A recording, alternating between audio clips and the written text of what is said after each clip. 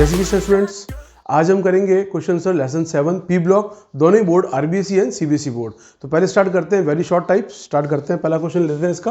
पहला क्वेश्चन है why are pentahalides are more covalent than trihalides. सबसे पहले बेटा मैं आपको कोवेलेंट और आयनिक के अंदर एक छोटा सा डिफरेंस क्रिएट कर देता हूं।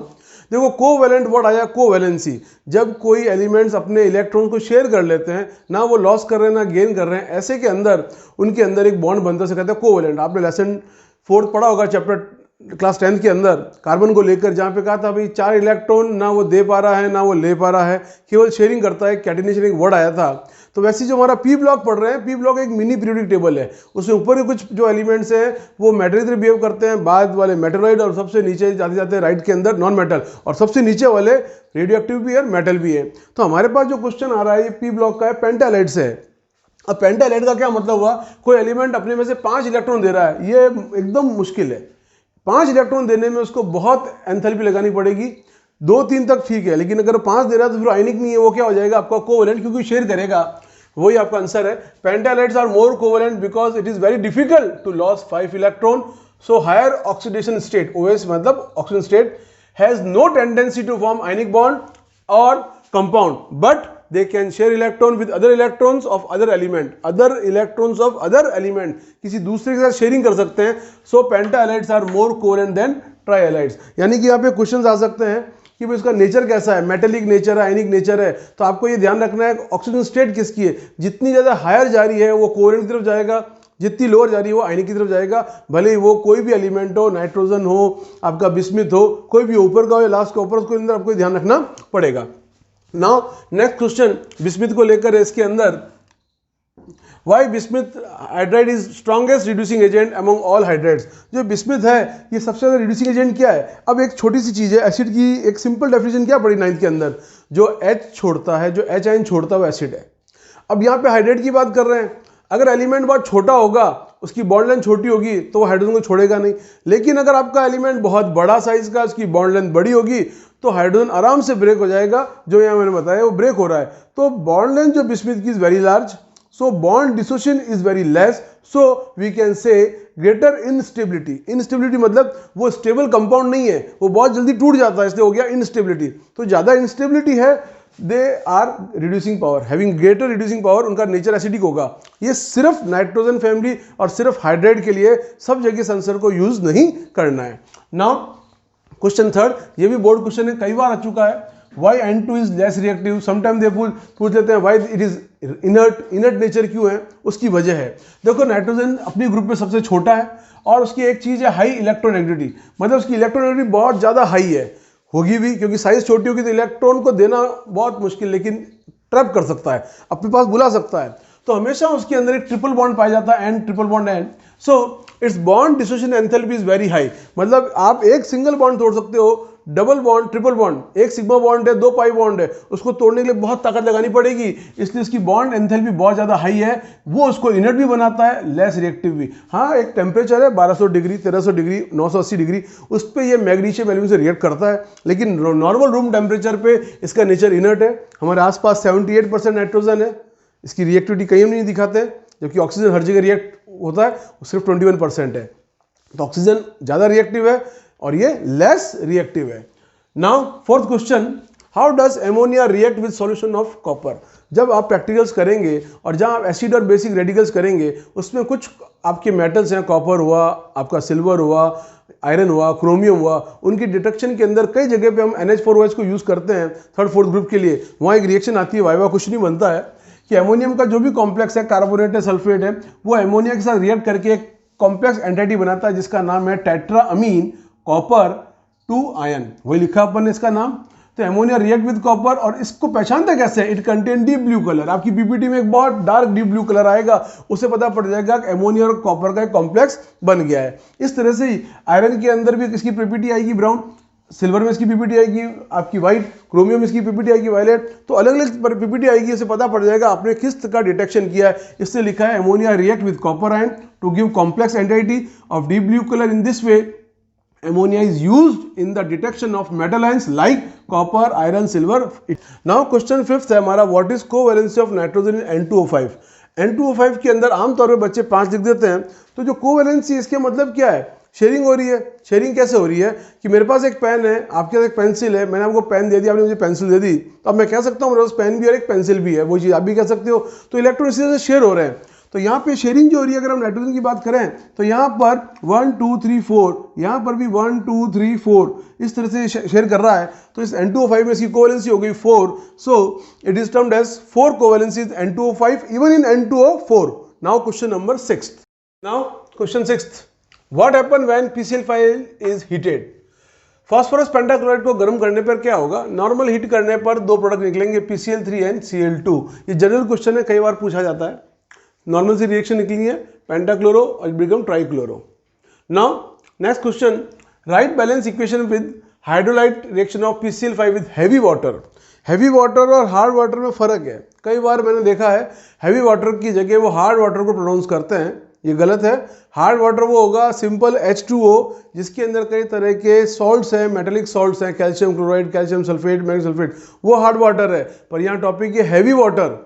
हैवी वाटर कब होगा? जब हम हाइड्रोजन का एक आइसोटोप लेंगे, ड्यूटेरियम। नॉर्मल वाटर है P वाला, प्लूटोनियम H2O, ये आपका कौन? D2O है। This is heavy water.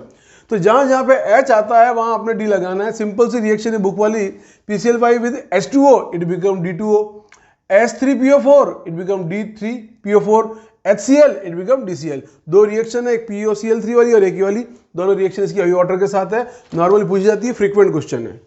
Now what is the basicity. देखो एक टॉपिक आता है एसिडिटी और बेसिसिटी, तो ये रिप्लेसमेंट ऑफ OH आयन या रिप्लेसमेंट ऑफ H आयन। तो आपको स्ट्रक्चर अगर इसका बना के देखेंगे तो हमें पता पड़ेगा ये 3 H आयन को रिप्लेस कर सकता है, इसलिए इसकी बेसिसिटी क्या हो गई? 3। ठीक। Now question number 9, what happen when H3PO3 this is phosphorus not phosphoric is heated. जब इसको आप हीट करेंगे 4 मोल को तो ये एक फॉस्फोरिक एसिड और फॉस्फाइन देगा। दो तरह की रिएक्शन हो गई, एक तो प्रिपरेशन हो गई फॉस्फोरिक की, दूसरा ये आपका हो गया डिसप्रोपोर्शनेट जिसके अंदर ऑक्सीजन स्टेट अलग अलग आ रही है, यहाँ -3 है, यहाँ +5 है और यहाँ +3 है। ये डायरेक्ट रेडॉक्स है, एक हो रहा है ऑक्सीडेशन, एक हो रहा है रिडक्शन। एक में ऑक्सीडेशन नंबर घट रहे हैं और एक के अंदर बढ़ रहे हैं, यहाँ पे बढ़ रहे हैं और यहाँ पे घट रहे हैं। नाउ नेक्स्ट बहुत ज्यादा इंपॉर्टेंट क्वेश्चन, कई बार आ चुका है ये, why water is liquid and H2 is gas. देखो जनरल सब जानते हैं हाइड्रोजन बॉन्डिंग है, क्योंकि एक वर्ड होता है खॉफ KON जिसके अंदर हम बोलते हैं भैया नॉफ, नाइट्रोजन ऑक्सीजन और फ्लोरीन, कुछ लोग बोलते हैं फोन FON, उनके साथ ही हाइड्रोजन बॉन्ड बनता है। तो यहाँ पर H और O दोनों बनाने के सक्षम है। लेकिन एक खास बात और है इसमें, ऑक्सीजन जिसकी साइज छोटी है सल्फर से, इसलिए वो ज़्यादा इलेक्ट्रोनेगेटिव है। जो चीज़ ज़्यादा इलेक्ट्रोनेगेटिव होगी उसका एक्सटेंसिव स्ट्रक्चर रहेगा, और यहाँ पर ये एक्सटेंसिव इंट्रामोलिक्यूलर H2 बॉन्ड कर रहे हैं, इसलिए मैंने लिखा है रेड कलर से, इंट्रामोलिक्यूलर हाइड्रोजन बॉन्डिंग कर रहे हैं, जो इसको बहुत ज़्यादा सख्त करता है। कई बार ये भी आता है बॉइलिंग पॉइंट। एक बात देखें, बॉइलिंग पॉइंट की बात छोड़िए, अगर मैं बात करता हूँ आइस के अंदर, मैं बात करता हूँ नॉर्मल वाटर और मैं बात करता हूँ 100 डिग्री से ज़्यादा स्टीम में, आपका वाटर का स्ट्रक्चर वही है, H2O सॉलिड हो सकता है, लिक्विड हो सकता है और गैसियस हो सकता है, स्टीम हो सकता है। इसका मतलब इसके अंदर बहुत ज़बरदस्त ताकत है इसके बॉन्ड के अंदर, और ये बॉन्ड अपने तोड़ते नहीं है। तो बॉइलिंग पॉइंट में आ जाए तब भी यही आंसर आएगा। कई बार आता है ये एसिड क्यों नहीं है, बाकी इसके अंदर ऑक्सीजन की जो फैमिली है ओम सिंह से टीपो, वो नीचे तक जाएंगे तो इसमें एसिडिक कैरेक्टर आता है, इसमें क्यों नहीं है? क्योंकि H आयन को छोड़ता ही नहीं है। सिंपल से एसिड की मैं बार बार बोलता हूँ, एसिड की डेफिनेशन क्या है? जो H को दे दे। Those release or loss H ion are acid, ये रिलीज कर नहीं रहा है। Now next, why does O3 act as powerful oxidizing agent, और कई बार आता है why it is used as bleaching agent। Bleach क्या चीज़ है आप जानते हैं, किसी भी कलर को ब्लीच करना, वाइट करना, कुछ लोग फेस पे कराते हैं, कपड़ों पे होता है, सब जगह ब्लीच होता है, उसमें एक एजेंट है O3। क्यों? ये रेडिली डिकम्पोज हो जाता है O3, और जब O3 टूटता है तो ये देता है molecule of O2 and nascent oxygen. तो ये जब नेशेंट ऑक्सीजन देता है तो इसकी जो रिएक्शन हो रहेगी O3 की वो ये रहेगी, हीट होने पर O2 विद फ्री रेडिकल के ऊपर एक डॉट लगेगा जिसे हम कहते हैं नेशेंट ऑक्सीजन, और ये नेशेंट ऑक्सीजन ही अलग किसी के साथ रिएक्ट करता है। तो खुद का बंदे ने क्या कर दिया? रिडक्शन। तो खुद का कोई रिडक्शन कर रहा है तो दूसरों के लिए क्या हो गया? वो ऑक्सीडाइजिंग एजेंट। चलिए नेक्स्ट क्वेश्चन पे आते हैं, नंबर 12। नाउ क्वेश्चन नंबर 12 बहुत इंपॉर्टेंट क्वेश्चन है, why is acid dissociation second is less than first. मतलब यहाँ पे H2SO4 की रिएक्शन है, उस पहली रिएक्शन देखो, ये H2SO4 एक H दे रहा है, एक प्रोटॉन दे रहा है, और ये बन रहा है हाइड्रोजन सल्फेट, जबकि यहाँ था डाई हाइड्रोजन सल्फेट। इसकी वैल्यू लगभग 10 से ज़्यादा है। किसकी, एसिड की डिसोसिएशन कांस्टेंट के की वैल्यू। अब नेक्स्ट रिएक्शन कर रहा है, फिर एक प्रोटॉन दे रहा है, hydrogen sulphate, it become sulphate but the value is very very less. अब प्रश्न आता है ऐसा क्यों? देखिए बहुत सारी चीजें मैटर करती है।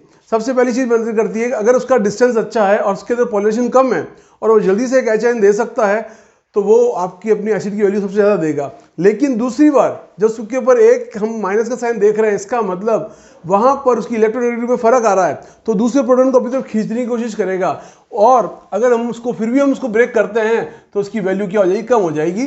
तो क्या लिखा है, H2SO4 is easily dissociate into hydrogen sulphate and proton and easily lost H ion, whereas hydrogen sulfate not easily lost H ion, more acidic mean, आगे मैंने लिखा है अगर कोई चीज बहुत ज्यादा एसिडिक है it means greater the value of acid dissociation constant, जिसकी वैल्यू ज्यादा है। नॉट फॉर दिस, कोई भी आ सकता है, फास्फोरस, फास्फोरिक, नाइट्रिक, किसी भी क्वेश्चन आ सकता है। आपको ये देखना है कि अगर उसकी के की वैल्यू ज्यादा है तो उसके अंदर डिसोसिएशन पावर बहुत ईजी है, आराम से तोड़ सकते हैं, सीधी सी बात है। नेक्स्ट, नेम 2 पॉइजनस गैस, मैंने 3 लिख दी है, तीनों ही पॉइजनस है, हालांकि टीयर गैस कम है लेकिन फिर भी है। फॉस्जीन COCl2, इसका कई बार बोर्ड में IPC पूछा जाता है। CO जो है कार्बोनिल है, डाइक्लोरोकार्बोनिल के नाम से, ये क्लोरोपिक्रीन के नाम से जानी जाती है। और CCl3NO2 ये आपका एक कोर्स के अंदर रिएक्शन भी इसकी।